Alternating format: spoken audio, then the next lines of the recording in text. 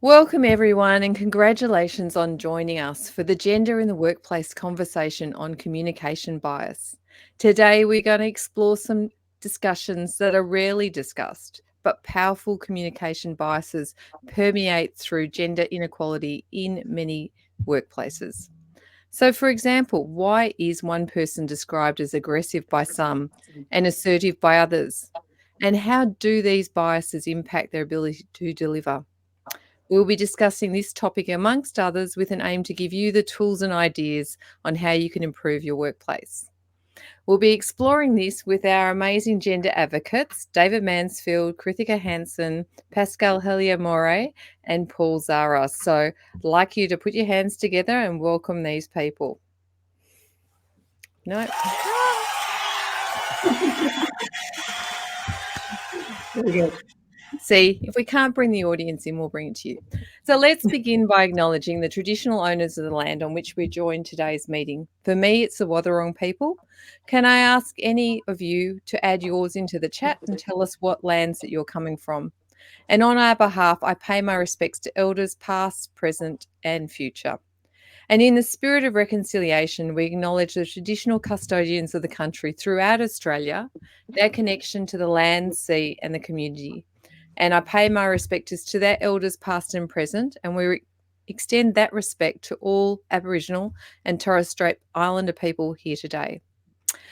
So let's kick off the discussion. The first person that I'm going to introduce is Krithika Hansen. She's the Chief People Officer at Telstra Super. So, Krithika, welcome to the discussion. Can you share briefly with us why you're so passionate about gender equity and give us maybe a sneak peek of what you're working on? Sure. Thank you, Lisa, for having me. Hi, everyone. A few things that, a few reasons actually why I'm really passionate about this. I think first and foremost for me, it's just the right thing to do. And I think the impact when you do it well, that it can have not only on organizations and individuals, but I think it could have a broader impact on communities and families and beyond. I think the second reason for me is it's about it's really good business sense. So to have diversity in the organizations, to have different thinking, to have different viewpoints is always beneficial when you come to make decisions and when you're trying to, achieve the objectives.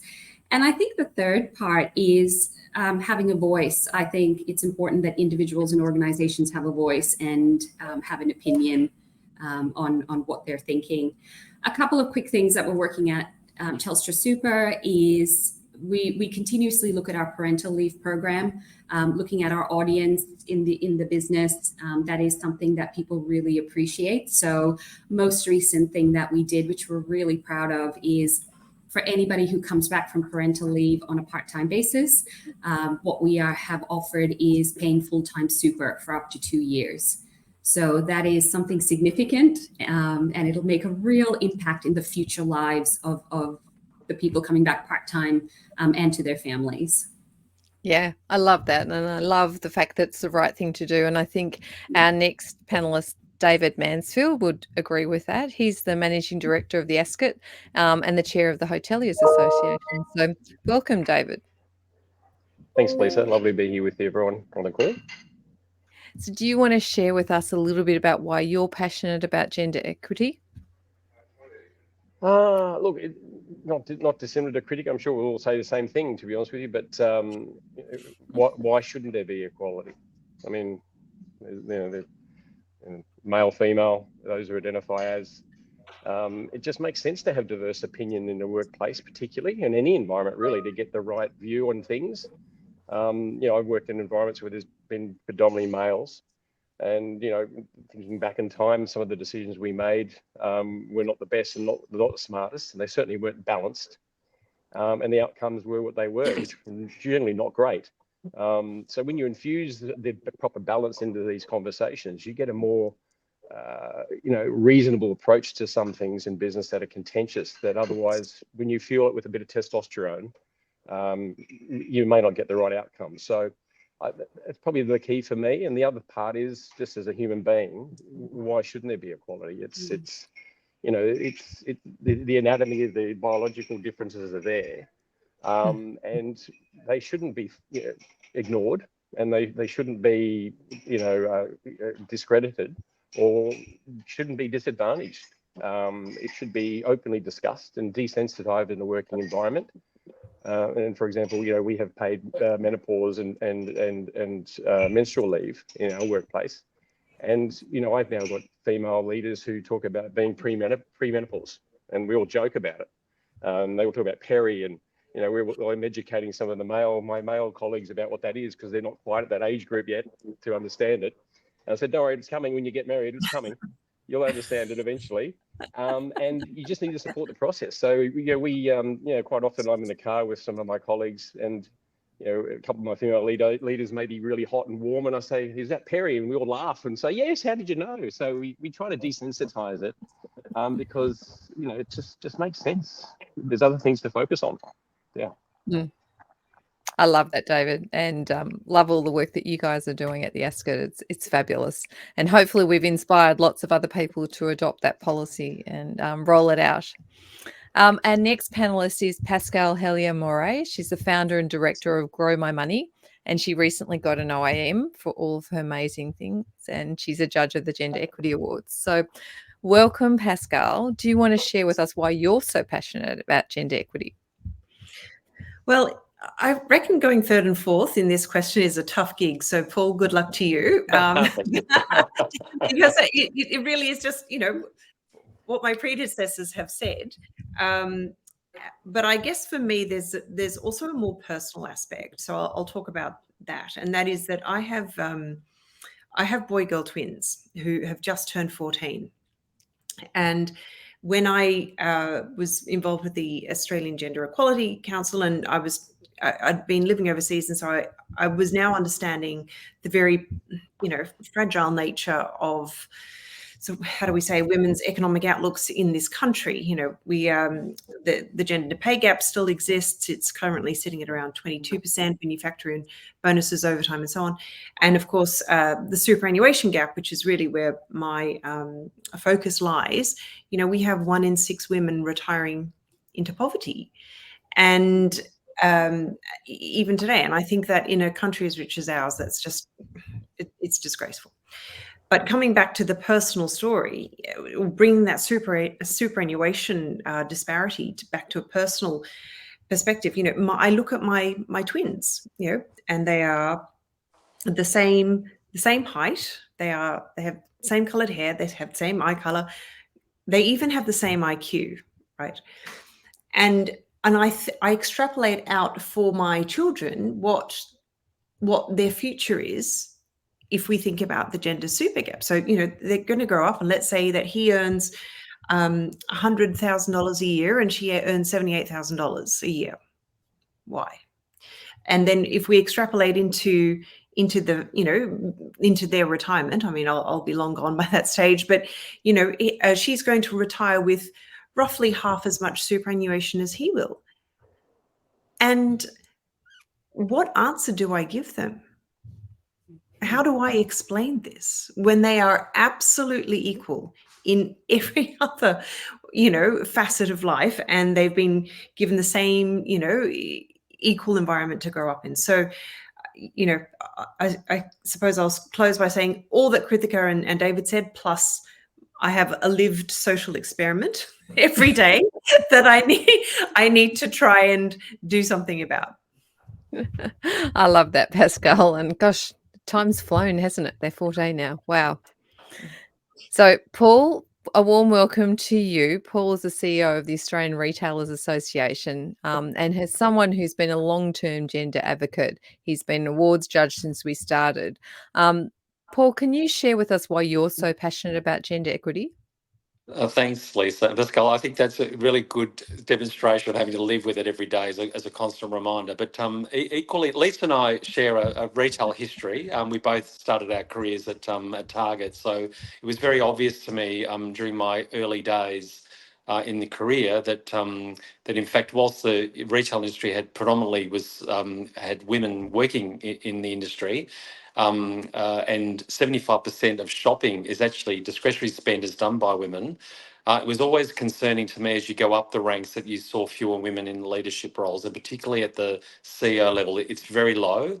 It's actually worse at the CEO level than is on board. So CEO level's around 13%, I think 17% thereabouts when you hit the board level. So it always concerned me that in industry that was fueled by women, that sustained a lot of livelihoods by women.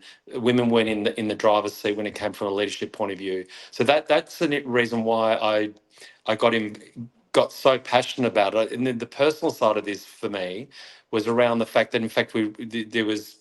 As an LGBTI person, I was always concerned about how LGBTI people would be regarded in business, because, in fact, we have no hope whilst we've got companies that have been run by all male boards, because there's no doubt in a diverse board structure, you've got a better chance of other diversity pillars and cohorts being viewed as part of the overall strategic plan to make sure that those people, that you have that diversity in the voices at the board level. So there's a personal side of it, there's the business side of it, and it's been a great passion of mine to drive within the corporate world better gender equality in the industry generally, but in business world. So I did spend a little bit of time working for PwC and chairing their advisory board in diversity, equality, and inclusion. And unless you get gender equality right, you can't get the other cohorts, and there's more to think about when you think about diversity beyond gender. But gender, to me, is the first and foremost area to focus on before you can actually even attack the other cohorts. So that's me. Yeah, and Paul's been doing some amazing stuff with the ARA and rolling out some really great policies and ideas that people can sign up to. So let's get into the discussion. Let's explore an example of communication bias. To set the scene, it covers numerous different interactions that can happen in a business and society. These behaviours range from interruption patterns, speaking time, contribution in meetings, to assumptions based on parental status and encouragement bias, to name a few. So what we plan to do is discuss each scenario and explore different ways our panellists could handle this. So let's just start with interruption bias. Paul, you've witnessed this happening. Can you share your story on this? Absolutely. So look, it was a really good challenge to think about this, because, in fact, you often think that there's none of these biases do exist, but when you do take the time out to reflect, you realise it's happening every day and in everyday life. So we have a regular monthly meeting at the ARA that is chaired. The monthly meetings with very senior executives and chaired by a very strong male character.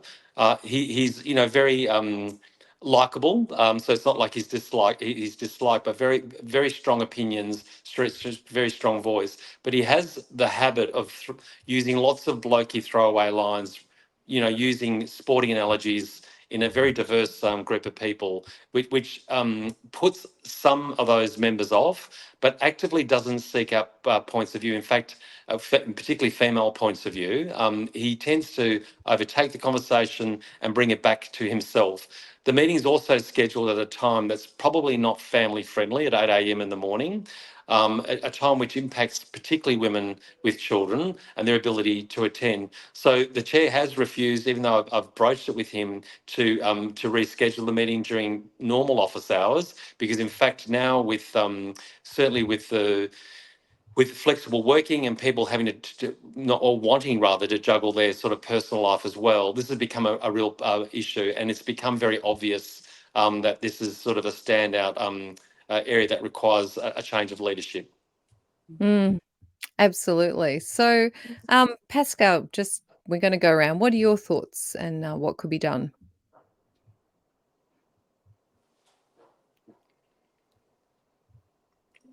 You're on mute, sorry.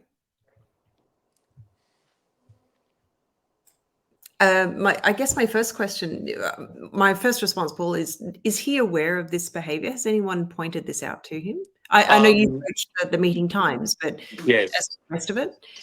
Well, look, he's I'm just sort of going to stereotypes here, but his background's accounting. So his view was that we needed to go and actually do a survey on the people attending the meetings to get their view around meeting times and around future chairs, all of which we did, but resulted in no change in meeting time. Because predominantly, although there are, and I mentioned that it's diverse by nature of the retail categories, but not necessarily from a gender point of view. So the survey sent me down a bit of a wild goose chase, Yes. because in fact it came back with supported the current situation, if that makes sense. So it was very hard, because the decision was the view was to do this via survey. I had to report back on the survey, and the survey basically said no change.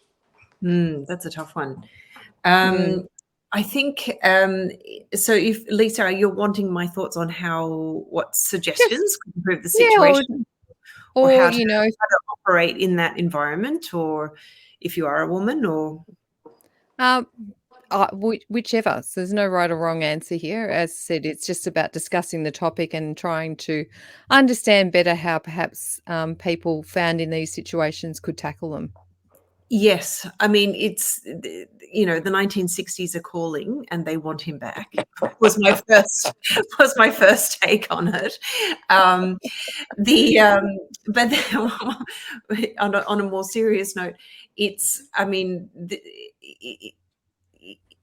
it's hard to, from the description, it's hard to understand what value anyone else at the table is adding. If it's all about him, then he should just be having a meeting with one person himself.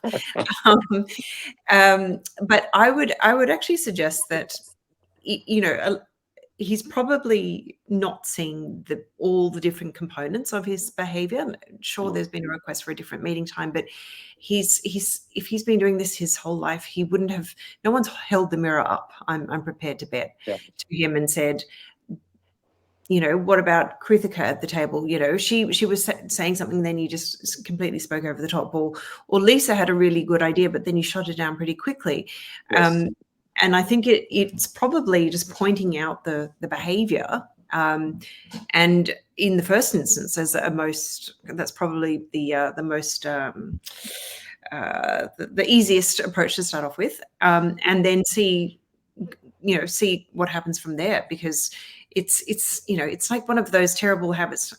Let's say I clear my throat, I don't know, 30 times in a minute. I don't realize I'm doing it. I don't, by the way, but I don't realize I've got this habit until somebody points it out to me. So I would suggest a very gentle conversation, and then just seeing how the behavior shifts from there before moving to any next steps. But I'm happy to throw to David for his thoughts on. Nice. Go for it. Nice one. Thanks, Mel. I like that. Look, I'm just trying to imagine that situation, Paul. If I was around the table and this is a chair, I would certainly pull that individual aside. I'd probably ask that individual, do you have a daughter? And if the answer was affirmative, then it would take the conversation at a different angle. I'd assume if he didn't have a daughter, I would say, have you considered doing an AIC, the Australian Institute of Company Directors course? Are you up to speed on the current ethics standards of a chair and how they meant to conduct themselves in that position? Because in today's world, there is a certain way and tone and a certain behaviour that's expected in those roles. So I'd probably take the conversation there and lean in and try to assist, change of view and open that individual up to learning without being combative. Just go with it. If he said, yes, I had a daughter, then it'd be an easier conversation, I think, for me. I'd be able to say, well, imagine if your daughter was at the table and how do you think she would feel? And is this the environment that you want your daughter to have in her career as she grows and develops? Is this what you want to see? And how would your daughter handle that if she had a chairman like you? And what would happen? So that's probably where I'd go with it, to be honest with you, without understanding the detail. I'll play devil's advocate because I'll explain to you what I did in the end. But I guess the interesting thing with that too, David, is that I guess I say he does have a daughter out of interest, but I'm sure that's the behaviour you see at work is probably the behaviour you see at home. And there is a bit of I think there's probably an imbalance of power when it comes to parents with children, because the parents obviously are making the calls on things. So, but it's interesting. It's interesting feedback. I did. I'll wait till we hear. I'll let Lisa continue her sharing, and I'll let you know what happened. But all right. So over to you, Krithika. What are your thoughts on this? This is so interesting. I think I definitely agree with my fellow panelists on what they've said so far. I'm curious about what the women think in the group, and is this something that I guess I'm curious about what have they tried. So in this situation, I'm wondering if he strikes me as someone potentially who may not change his behaviors overnight, because it sounds like it's been ingrained for a little while. So I actually would be wondering what the women are doing, and are they able to seek allies in the meeting so that their voice does get heard, and that they are able to garner the support to get their thoughts across. And I think sometimes you've just got to link arms and find a different way to get your message across. I also wonder, is there an element of what else, can the women do? I mean, if this meeting is important and it's valuable, and it's a way for them to, also, share their ideas and build their profile and what needs to happen, and he's not willing to change the time of the meeting. I wonder if there's something about, accepting it for a point in time, but then systematically trying to find ways to change it using, other allies in the group to help make that happen. And the other part I also wonder is, how open is he to feedback, and how much feedback has he received in the course of his career, and what he's done with it. So those are probably some initial thoughts to what everyone else said. And before I let Paul jump in, there's been obviously lots of commentary going on in LinkedIn about, daughters and the benefit of having daughters, and just, potentially at home. An interesting piece of tech that I came across the other day was a calendar app, and you can actually, it sends out a little survey straight after the meeting to say, did you get your chance to have a say? Were you heard? And do you feel your input was valued? And it forced a really massive change of behaviour within the organisation that was using it, because a lot of the women felt that they didn't have forced gender balance into the group, so it measured whether they were gender balanced, and then it measured whether the women felt they were able to have a voice and were heard. So anyway, just as I said, a potentially a tech solution to some of this. So over to you, Paul. What happened? That's all really good feedback, and I think it's interesting because I'm just sort of giving you a sense of very likable character. So he's not an unlikable character. So that's what made this probably tough. I think if he was unlikable, you'd knock him between the eyeballs. But he's not that sort of person.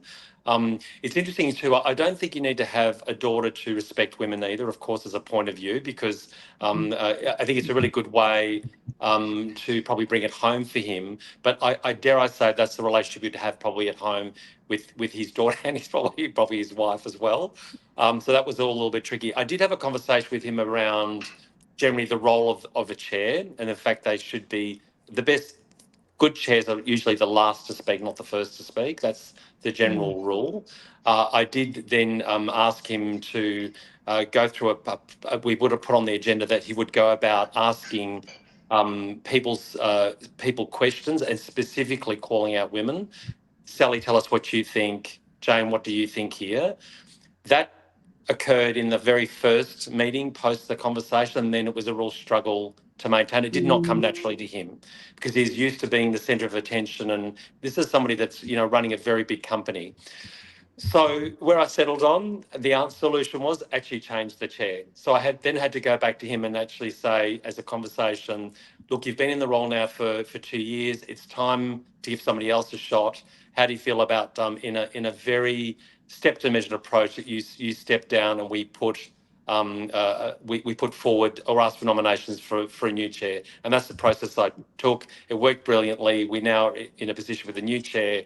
The time slot hasn't changed, interestingly enough, but that's the next step for me, because there was a bit of a lead time to it. My aim from a change management point of view, the meetings have been set up in advance for the rest of this year, is to then future meetings to move them to a time slot that everyone can get to. So it had to be a bit of a step to measured approach to get there, given there's about 50 people on this in this meeting. It's quite a large forum, but it came down to the fact that sometimes you've got to cut your losses. Yeah.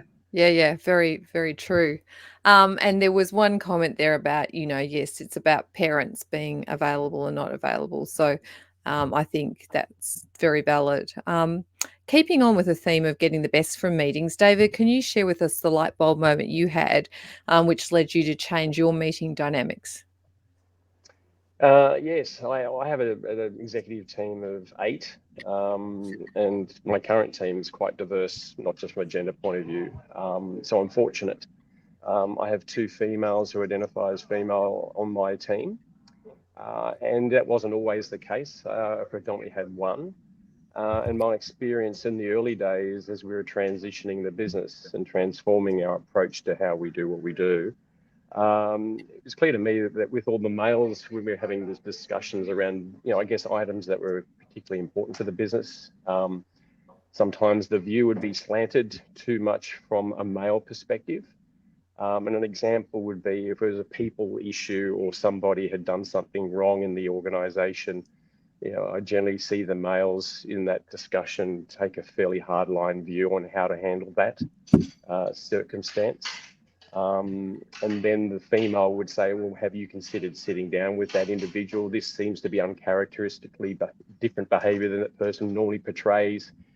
Have you considered there may be something else going on in that person's world before we do anything? And in this particular instance, that was the situation, and it was a mitigated outcome. And that individual just unfortunately just acted inappropriately because of other pressures that were personal in nature. And so we took all that into consideration and handled that in the appropriate way. But since now I've have another lady who's joined the executive team. In general case, I don't enter into any conversations around business decisions that are significant in my view without my 2 female leaders, because my experience leads me to believe that you generally will get perhaps an imbalance in a decision without considering all the variables in an appropriate way. And at the end of the day, a male does think differently to a female in certain items and certain instances. And you just need to have everyone's view. And it needs to be balanced from lived experiences and also just being able to look at it from another viewpoint.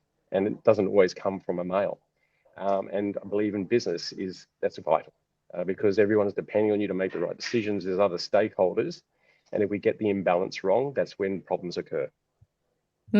Very true. Thanks for sharing that with us, David. So let's continue and explore the assumptions that happen based on parental status. Krithika, you had a good example to share with us. Tell us what happened, but not what you did about it yet. Sure, no problem. So I was in a role a few years ago where we go through the annual salary review process, and I had the list of people in that particular business unit in front of me. And we were working through what the different increases were and all those sorts of things. And what was really interesting is, we'd get to a name on the list, and the managers would say to me, oh no, we're not going to worry about that person. And this happened a couple of times, and I thought, hang on a minute, why aren't we worrying about this person? What's actually going on? Anyway, so the next time it came up, I said, hang on a minute. This is now person number 3 that you've skipped over and said we're not going to look at a salary increase.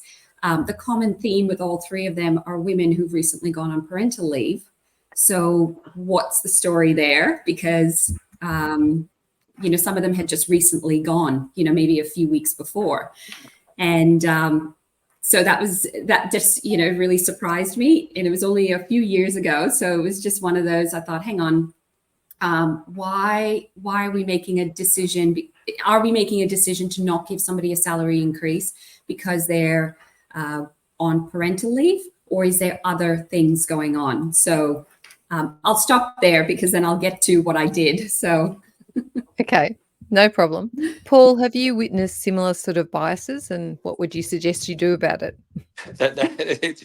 It's familiar to me, because I think what happens is that in most large corporations, you end up with a process that you follow, which is usually a performance development review that feeds into a pay cycle review.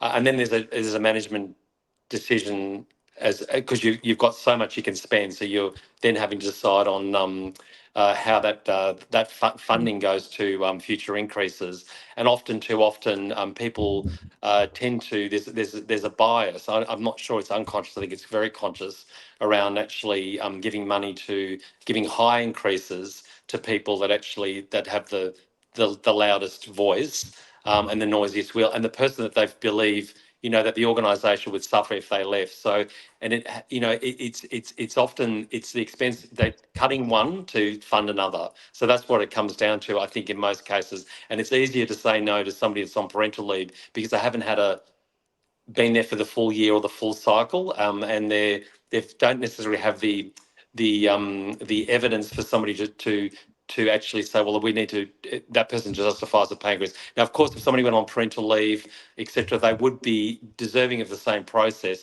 But often in corporations, it'd be men making these decisions, by the way. It wouldn't be women. It'd be men bidding for the greater brotherhood, which is really wrong. Beauty is, in the example Krithika mentioned, is that you've seen it for what it is and you've been able to identify it. So hopefully you've stepped in and stopped the gender imbalance from occurring. Thank you, Paul. And it's good. It's good insight as to what drives some of this. Pascal, what are your thoughts? Oh, I agree with everything Paul just said, and I would also add that because there's the element of invisibility, right? That you're not exactly looking at the faces, in the meeting room or down the hall or seeing them, and it's almost out of sight, out of mind, and it's just they're a name on a piece of paper. It's really it's quite ironic because if that were me in that scenario, I'd almost be giving more money to the women on parental leave because I know how hard it is to be the stay-at-home parent, and or maybe that was just my experience with twins, but who knows? But it's it's in terms of what you do about it. I think from what I've heard of the story thus far, I think just calling it out is absolutely the first thing that has to be done and acknowledged. And so, Krithika, you did that beautifully. Yes, and I also loved how you phrased it. Is this the reason, or is there something else going on? Because then that's giving them an out or a way to save face. Maybe that's a better way to put it. Yes. All right. Over to David. What are your thoughts on this? I can just speak from my business that I represent. It's all about trust. If you don't make decisions that support a trusting workplace and a trusting environment, it's going to come back and bite you in the bum. And you may not necessarily know it until it's too late. I think going to Pascal's point and Paul to agree about this whole piece that you're not there when they're not there, it's easy to overlook what's rightfully justified. That's a breach of trust, in my opinion. And so, for my business, we have a brand belief. It's everyone deserves a place to be themselves. And we live that brand belief. And if we don't meet that brand belief, we're not perfect. We still will make mistakes and things will still go wrong. Don't get me wrong. But that's our brand belief. And so we always look to that and say, is that supportive of our values? And if we've made a decision that's against our brand belief and our values, then it's the wrong decision and we need to correct it. And we need to prevent that decision from being made again. Because if we don't, it will just breach trust. And overall, your team will start to do things that do not support the business, do not support their colleagues, because they just say, well, why should I bother? You don't respect me, so why should I respect the business? I'm happy to get my salary, but I just won't give it my all anymore. Well, and a couple of things that we're seeing also is that KPIs are often now set around gender equity and pay increases that the manager has got to be answerable to, and making sure that you've got boards of people to assess this, so that it's not any one individual's remit, just to make it a bit more open. So back to you, Krithika. What did you end up doing? I appreciated all your points. It was really interesting. One of the things I realized very quickly was it was the way things were done. So this was a long-held belief in the organization that when somebody goes on parental leave, you in essence suspend everything and you look to give them their pay rise when they come back. The problem with that is it's very easy to say, well, you're not in the pay cycle. So you have to wait for the next pay cycle to get your pay rise. And so what I did was I actually, because this group really appreciated data, so I showed them the data and I said, okay, I just want to show you the impact of your decisions. And I want to systematically show you the women are being paid less than men. And you're telling me that some of these women are your superstars. And so do you want to keep them and treat them fairly? Or do you want to, are you okay if they leave? And the impact that's going to cause you. And the other thing I said was, a few of them got it. And then the few that didn't, I actually said, it's discrimination. What you're doing is actually blatant discrimination. And do you want to be an organization that this is what you're known for? And because people talk, and it's an organization that appreciated gossip. So, and I think I used a lot of the cultural norms of the organization to get my point across. And that year, every single woman got a pay rise, mind you, not as much as I wanted, but in the subsequent years, we got, basically became parity. So if a male did just as good of a job as the female and vice versa, the pay rise was exactly the same. So, but it took me a couple of years to get there. Yeah, I love that. And I bet you totally shared out the whole superannuation impact and everything as well. Wonderful. So let's consider another scenario about assuming authority. Paul, you had a really interesting scenario. Do you want to share that with us? Yes, I'll do this. And I sort of, to get some really good case studies, I didn't form them all on my own. I did ask my team actually to come back with any examples. This one's from one of my team members. Obviously, the names have been changed, but Max is a middle-aged male, reports to Susan, a middle-aged female. There's an assumption often made in meetings that Max and Susan are of equal seniority, or that Susan reports to Max.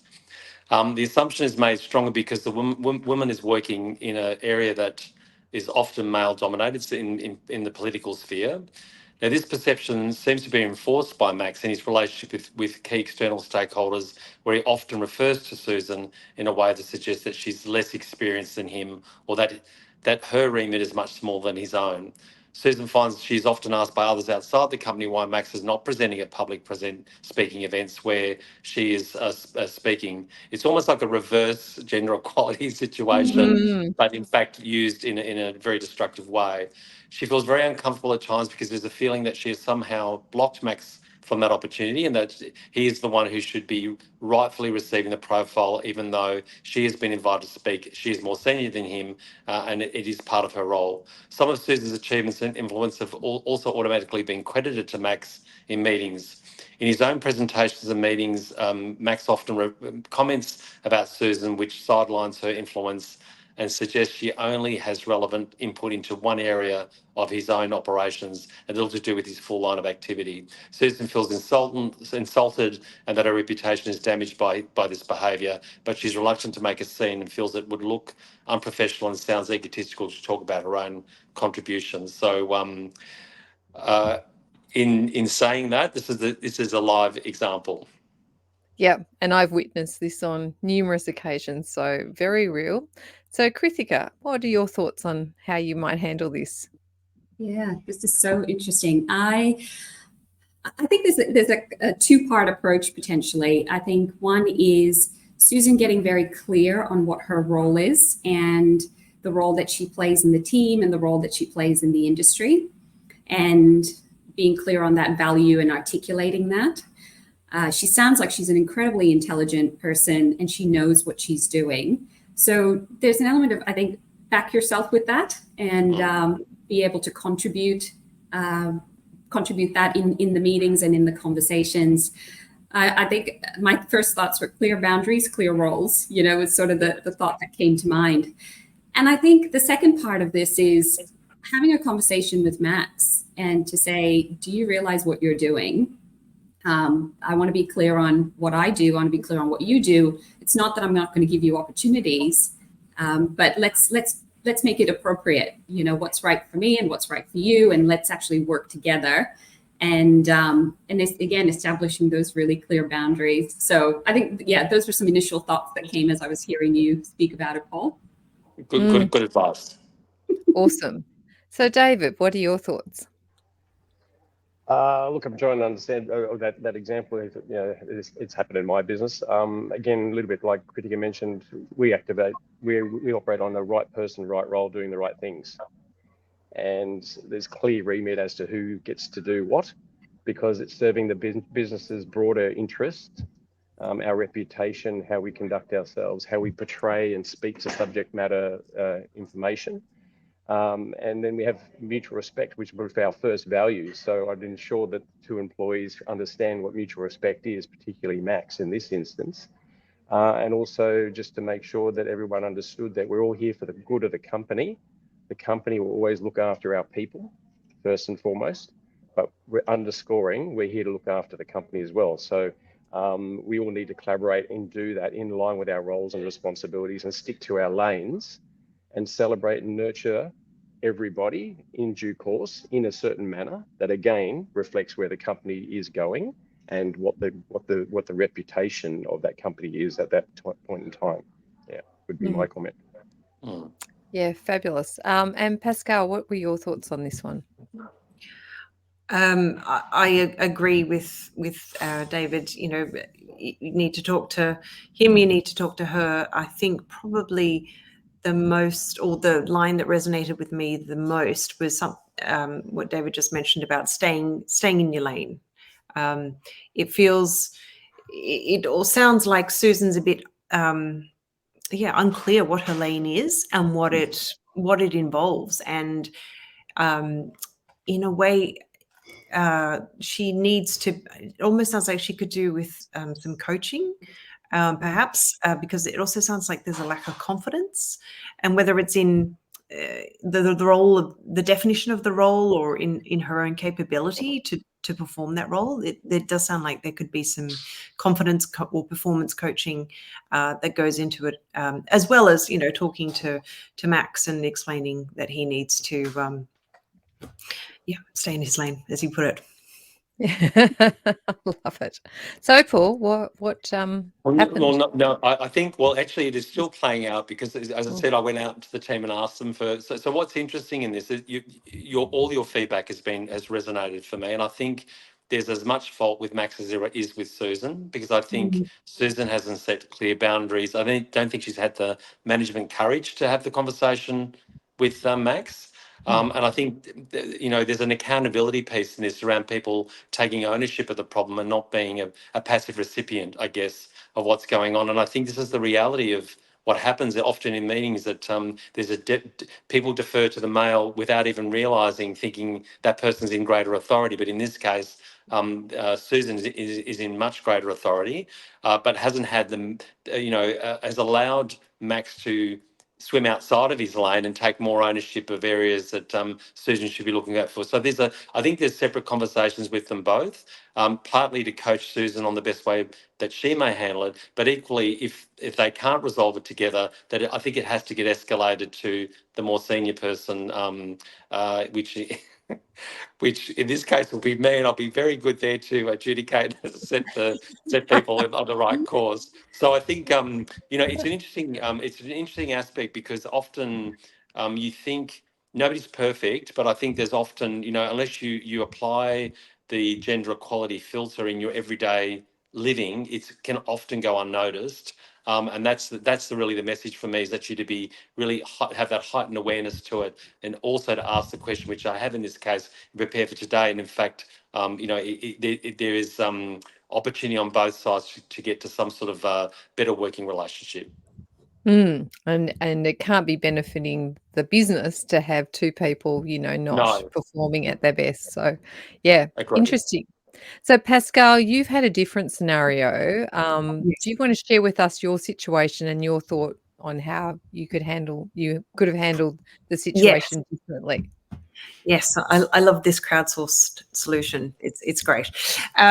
So a couple months ago, Grow My Money was featured on Channel 9 News, all up and down the eastern seaboard. So Queensland, New South Wales, Victoria.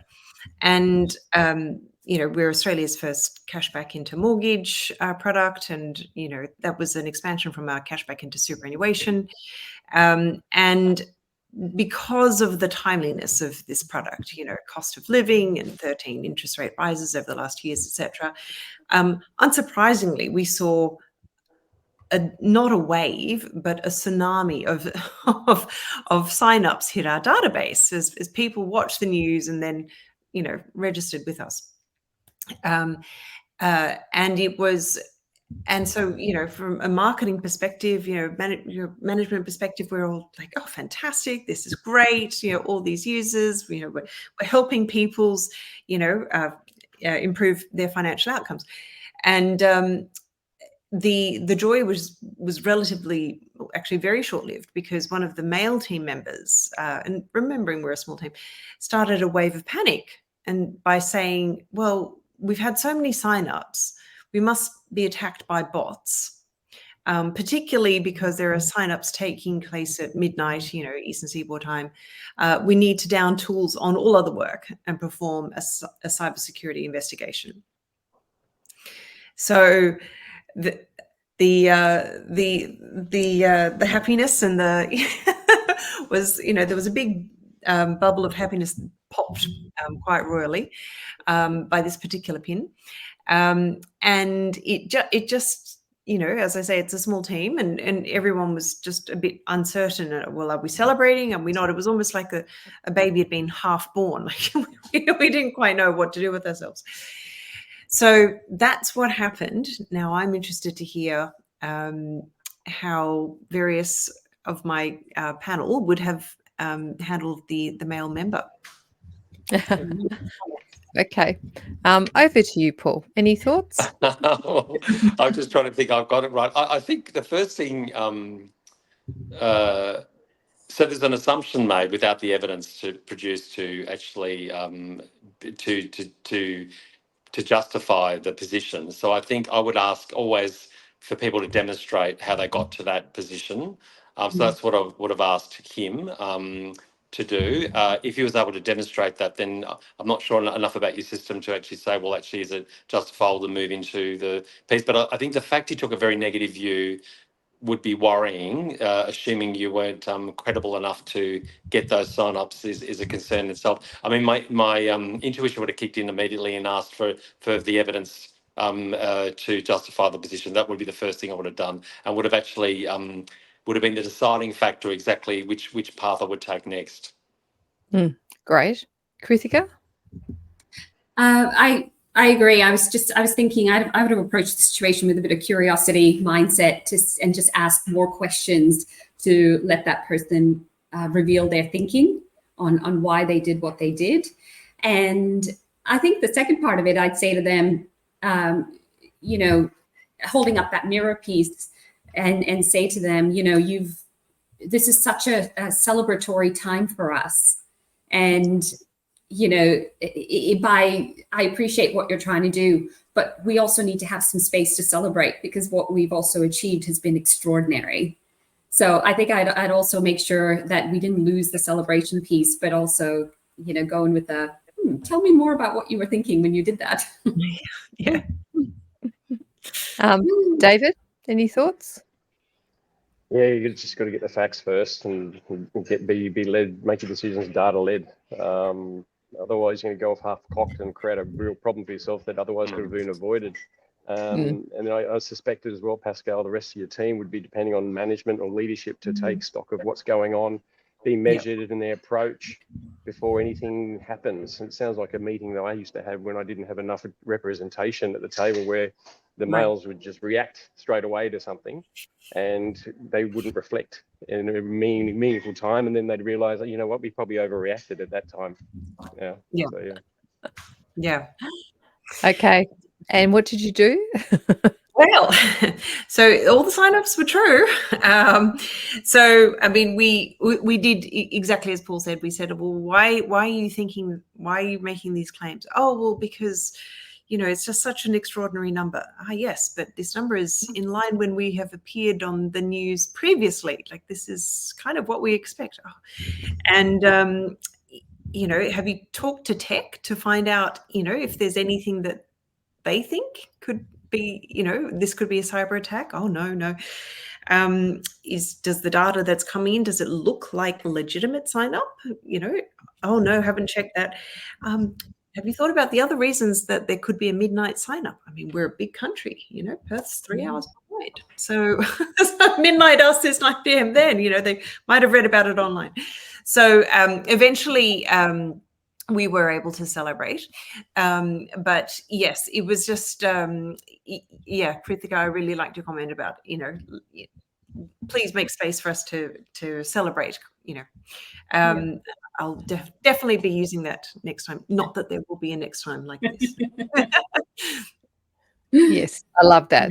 Well, we might have time for just one more example. So the next one's talking about flexible working arrangements. So Paul, who did another bit of digging into some interesting stories, you've got a great example of where a subordinate's deliberately trying to undermine their manager. Do you want to share that example with us? Well, absolutely. So I'm a big supporter of women, and particularly for part-time and flexibility. I do have one female manager that's on in the executive team that actually works part-time. She finishes generally at 3 o'clock on a weekday.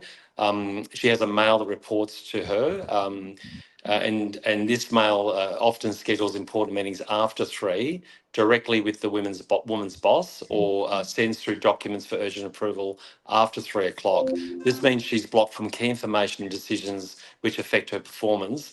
It does feel like a deliberate move to reduce her power. She frequently compromises on her commitment to part-time work to stay ahead.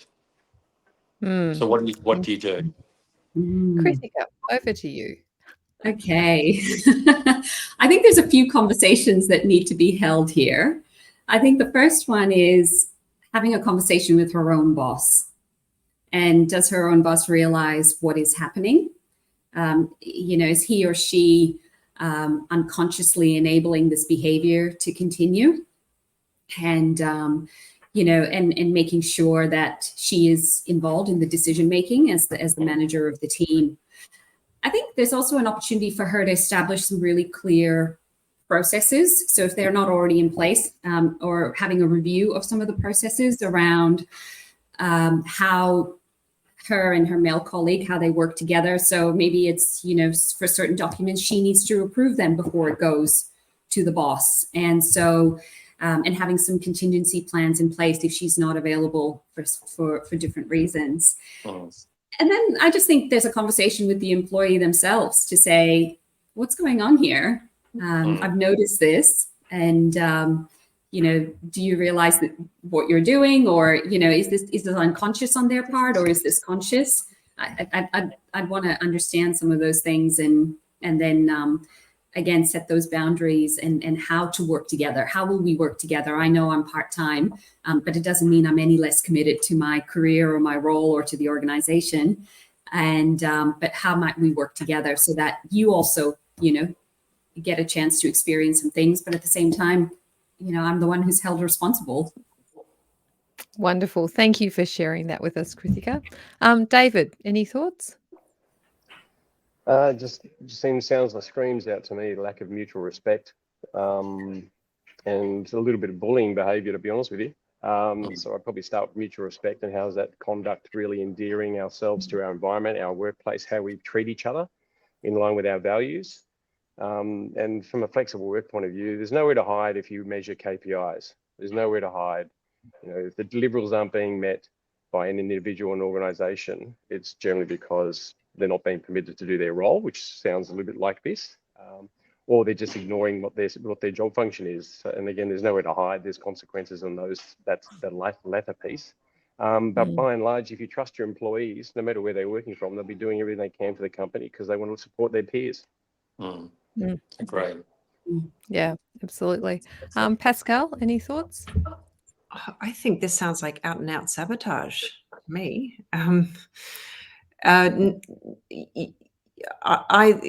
Even if this male was spectacularly disorganized, surely not, there can't be that many meetings which can only be scheduled after 3 p.m. And there can't be that many documents which can only be approved after 3 p.m. So,